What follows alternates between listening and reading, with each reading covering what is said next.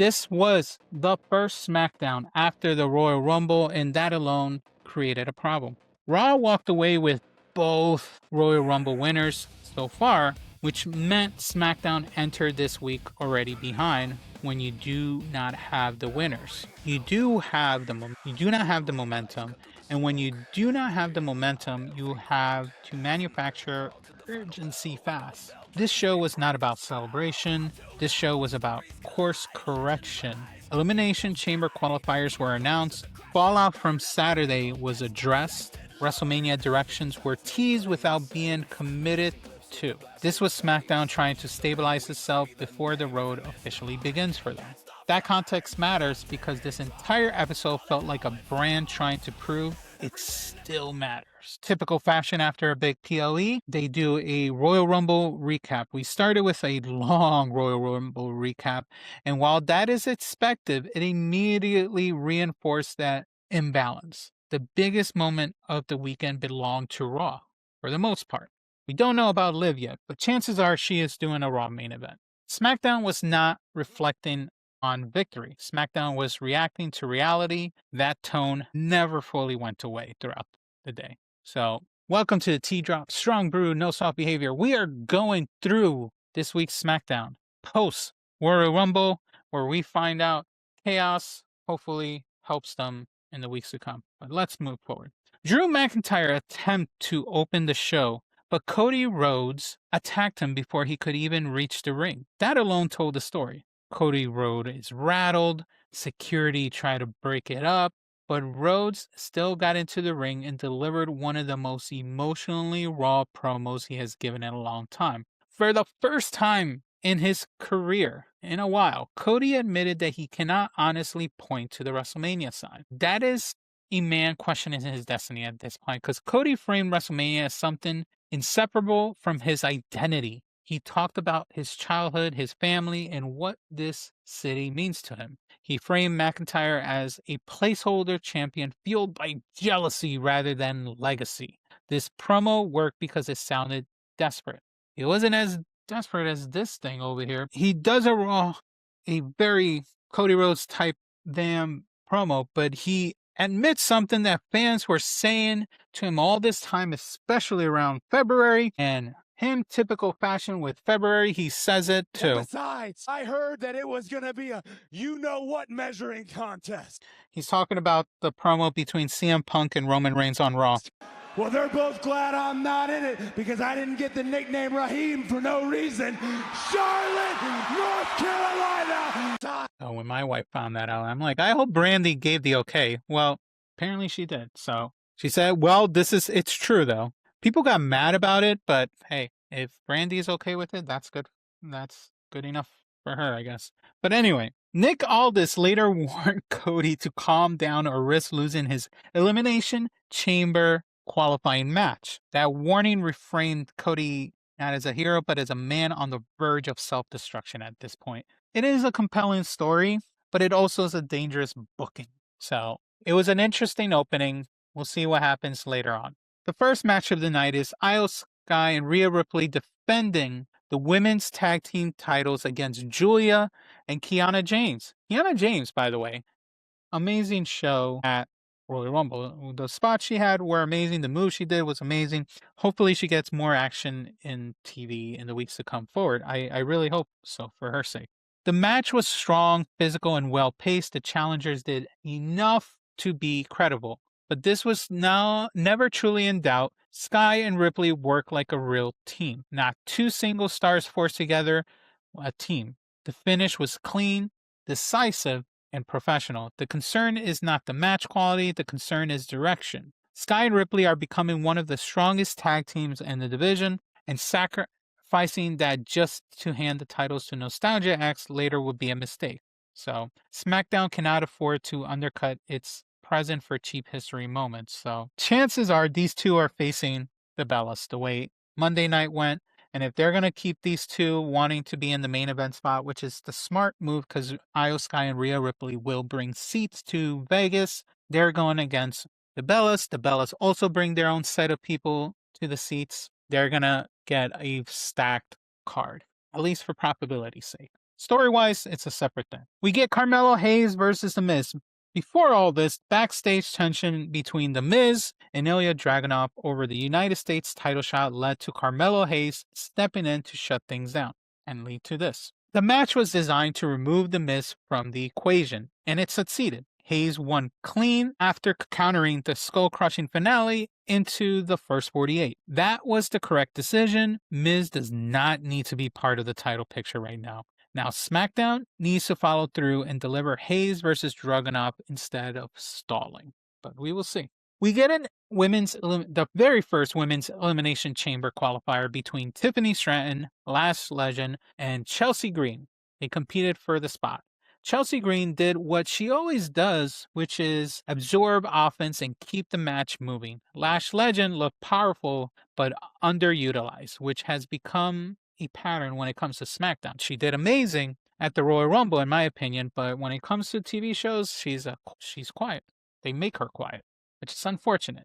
Tiffany Stratton obviously won with the prettiest moonsault ever. The issue was obviously not the winner. The issue was repetition. This was the second women's match on the show to end with a moonsault, which made the division feel creatively shallow at this point, but whatever. Match is a fun match. Lash Legend deserves more than being the third person in a qualifying match after the Royal Rumble performance she just had. It would have been nice if she got a spot. Do we really need Tiffany Stratton there? Obviously, they're going to put her in there because she brings butts to the seats, but it would be nice if we get Lash Legend an opportunity after that performance she did at the Royal Rumble for the women's division. We get Kit Wilson showing up. He was nowhere in the Royal Rumble. We didn't have a Kit Wilson music moment. I don't know why. He was there. Apparently, I think he was there, but he didn't show up. Kit Wilson talked, but then all his talking and trash talking led to Obafemi ending the conversation. So this was Obafemi coming to SmackDown for a squash match, which is fine. We're trying to show the power of Obafemi, and who better to absorb a squash instead of someone local, getting a local indie wrestler to do it like they used to do. They give it to Kit Wilson, trying to kill his momentum because people are into his music. Wilson's promo is this solely to justify this squash, and that was fine, I guess. It would have been nice they just do it to a local talent, but it is what it is. Obafemi destroyed him in 48 seconds with the fall from grace. This was efficient, direct, and effective. Obafemi is not here for layered storytelling yet. He is here to look dangerous, and this accomplished that goal perfectly. Now we get Nets Drew McIntyre trying to talk on the mic again later on in the show after the opening, but Drew McIntyre was attacked again, this time by Jacob Fatu. McIntyre fleeing over the barricade after the attack was not flattering for a champ, honestly, especially a heel one, but established Fatu as a serious threat. Nick Aldis later instructed Fatu to qualify for the Chamber next week and leave for the night. So he gets this opportunity spot next week. And I believe Cody Rhodes is in that match as well. So only one of them get to go, which is unfortunate. It would be nice if both of them go, but it is what it is. It signaled that Jacob Fatu is not a one-off problem. He is being positioned as a long-term factor. But if Cody's in that match, who knows what will happen. Nakamura, we get Nakamura versus Tama Tonga. It was a quick one. Shinsuke Nakamura faced Tama Tonga in a match that served one purpose, and one purpose only. Tama Tonga needed a singles win. Don't know why, but Nakamura looked fine, but he lost clean after interference, which has become his role outside of special programs. Tonga's slow single push continues, and this match did what it needed to do without overstaying its welcome.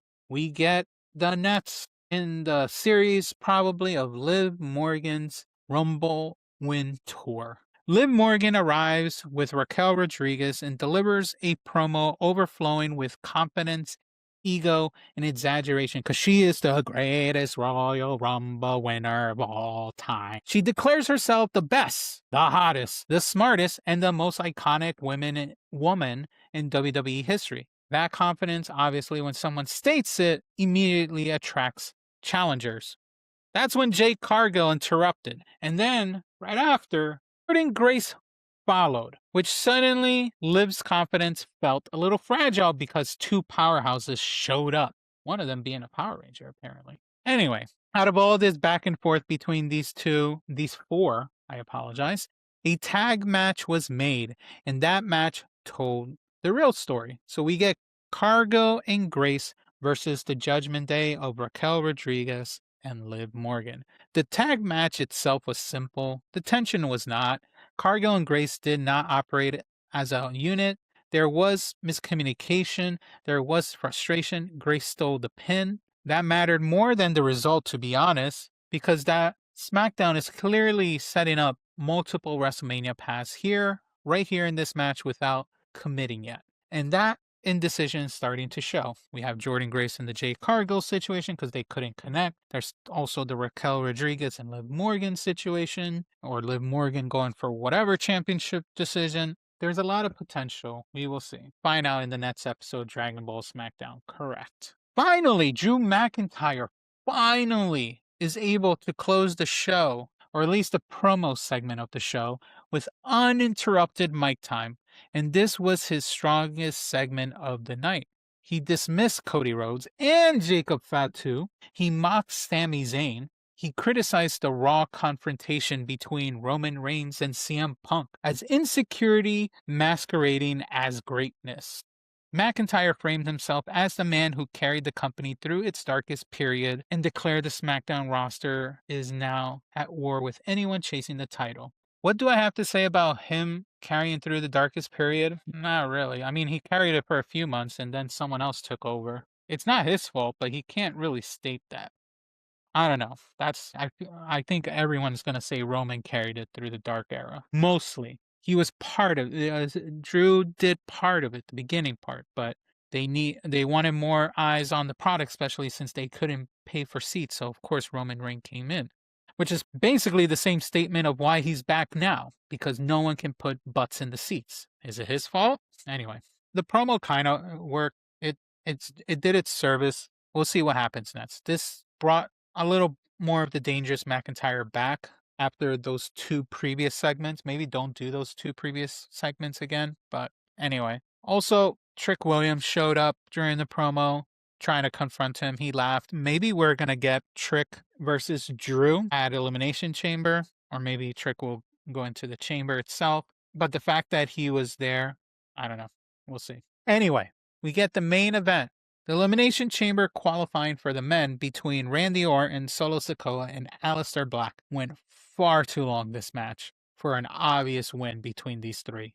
The action was solid, but the pacing dragged in this match. Orton eventually pinned Solo Sikoa to advance. The result was obviously expected based on the matchup. Aleister Black not taking the pin was the correct choice, but triple threat qualifiers have become repetitive and lifeless when it comes to the WWE. This SmackDown obviously was not bad. It was very safe and cautious. The show existed just to set up the future for the Elimination Chamber, I guess, but not define it. There were strong promos, some smart positioning, and a lot of hesitation. SmackDown is still searching for its WrestleMania identity for this year. That uncertainty can create opportunity, or it can expose their insecurity. Right now, it feels like both, and that makes the next weeks far more important than the show ever could be. So let me know your thoughts in the comments. Was SmackDown great? What do you expect for them for WrestleMania 42? Drop it in the comments, and I'll see you on the next video.